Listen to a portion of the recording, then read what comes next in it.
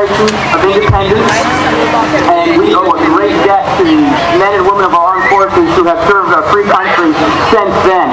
I'd like to specifically thank my friends who are serving right now: Andrew and Jean Brayton, Joel Buckman, Billy Reese, Brian Zinman, Joe Carrica, Joe Nicholson, and also my good friend Nathan Marsh back in Michigan. These are the Declarations of Independence.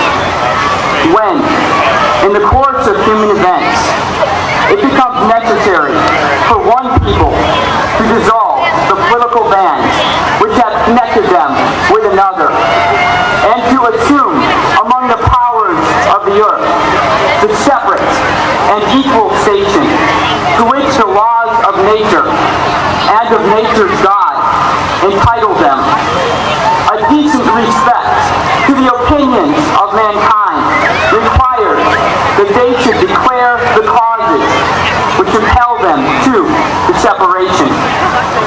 We hold these truths to be self-evident, that all men are created equal, that they are endowed by their Creator with certain unalienable rights, that among these are life, liberty, and the pursuit of happiness, that to secure these rights, governments are instituted among men, deriving their just powers from the consent of the governed, that whenever any form of government becomes destructive of these ends, it is the right of the people to alter or to abolish it, and to institute new government, laying its foundation on such principles, and organizing its powers in such form as to them shall seem most likely to affect their safety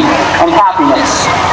Prudence indeed will dictate that governments long established should not be changed for light and transient causes, and accordingly all experience hath shown that mankind are more disposed to suffer while evils are sufferable than to right themselves by abolishing the forms to which they are accustomed.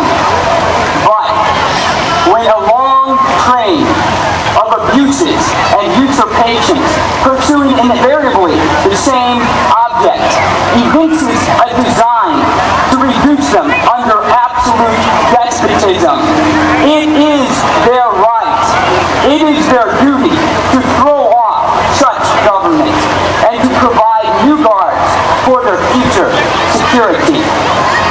Such has been the patient sufferance of these colonies, and such is now the necessity which constrains them to alter their former systems of government.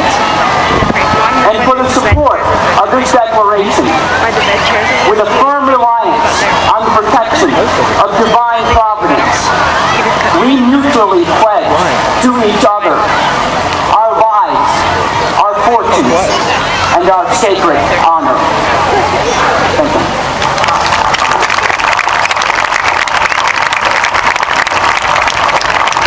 Ladies and gentlemen, let me remind you there was no teleprompter and it was not written down anywhere.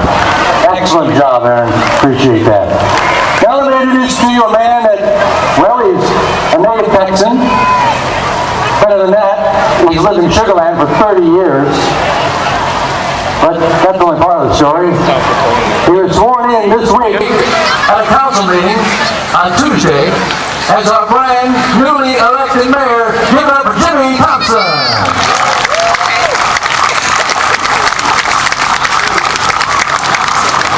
Thank you, Dad. Thank you for that nice introduction. And before I get started, I would like to thank Aaron Cuddy for those inspirational words from the Declaration of Independence. It truly is, Aaron, what we're here today for. And I cannot believe this gentleman just recited this all from memory. It's quite an inspiration to me, and I preach. Would you please welcome and thank him once again for those words of inspiration?